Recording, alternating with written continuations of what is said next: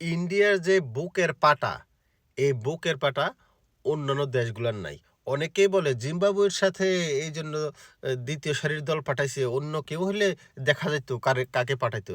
আরে ভাই, জিম্বাবুয়ের সাথে যখন অন্য দল খেলে, আমার বাংলাদেশে যখন খেলে, আপনি দেখেন মুস্তাফিজকে পর্যন্ত রাখে, তাসকিনকে পর্যন্ত রাখে, আর ব্যাটার যারা আছে মানে প্রথম সারির সবাইকে রাখে। নতুন কাউকে ইন করাইতে ভয় পায়, আমার নিজের দেশ বাংলাদেশ।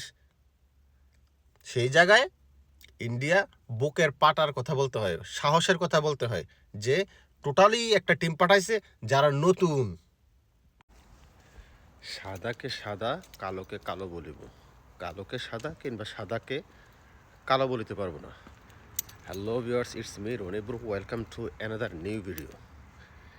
আজকে ইন্ডিয়া বনাম জিম্বাবুয়ের মধ্যকার চতুর্থ টি-20 ম্যাচ।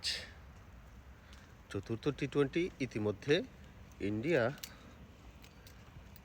3 ম্যাচের মধ্যে 2 ম্যাচ জিতে অলরেডি সিরিজে এগিয়ে আছে।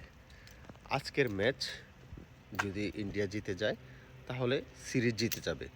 আমার কাছে মনে হচ্ছে যে ইন্ডিয়ার এই পরীক্ষামূলক সিরিজ, পরীক্ষামূলক এই জন্য বলছি বিকজ ইন্ডিয়ার এই দলে যারা খেলছে তারা ইতিমধ্যে ন্যাশনাল টিমে ছিল না, ওরা আইপিএলে ভালো পারফর্ম করছে, যার কারণে ওদেরকে এই দলে সুযোগ দেওয়া হয়েছে। এবং যেহেতু রোহিত শর্মা, বিরাট কোহলি, সিনিয়র ক্রিকেটাররা আস্তে আস্তে বিদায় নিয়ে নিবে, যার কারণে ওরা চাচ্ছে যে নেক্সট যে জাতীয় দলকে সার্ভিস দিবে তারা কেমন খেলে একটু পরখ করে নেবে।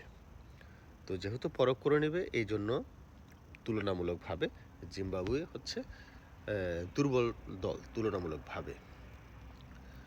তো সেই ক্ষেত্রে ইন্ডিয়ার যেই একাদশ আগের মতোই থাকবে আমার মনে হচ্ছে।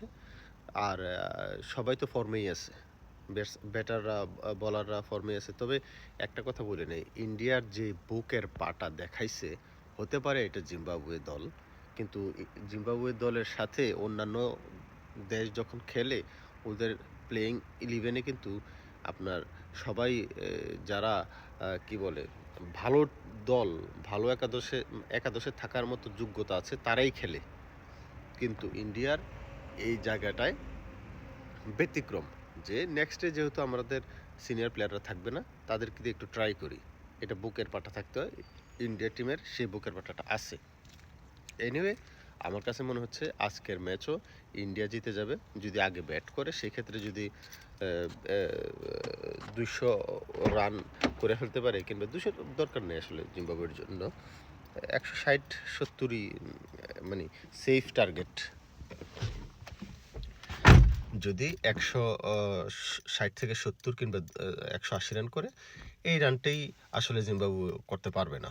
ইন্ডিয়ার বোলিং লাইন যথেষ্ট ভালো, আর যদি আগে ব্যাট করে জিম্বাবুয়ে, সেই ক্ষেত্রে যদি জিম্বাবুয়েকে 150 রানের ভিতরে রেখে দিতে পারে, ইজিলি জিতে যাবে ইন্ডিয়া।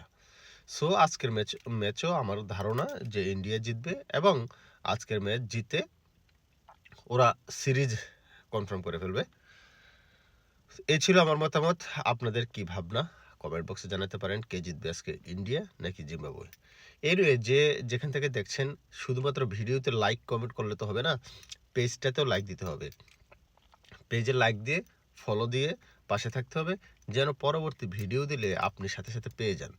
আর যারা ভিডিওতে লাইক কমেন্ট করেন কিংবা ফলো দেন না, পরবর্তীতে যখন আমি ভিডিও দেই সেগুলো আর আপনার কাছে নোটিফিকেশন যায় না, যার কারণে আপনি আমাকে খুঁজে পান না।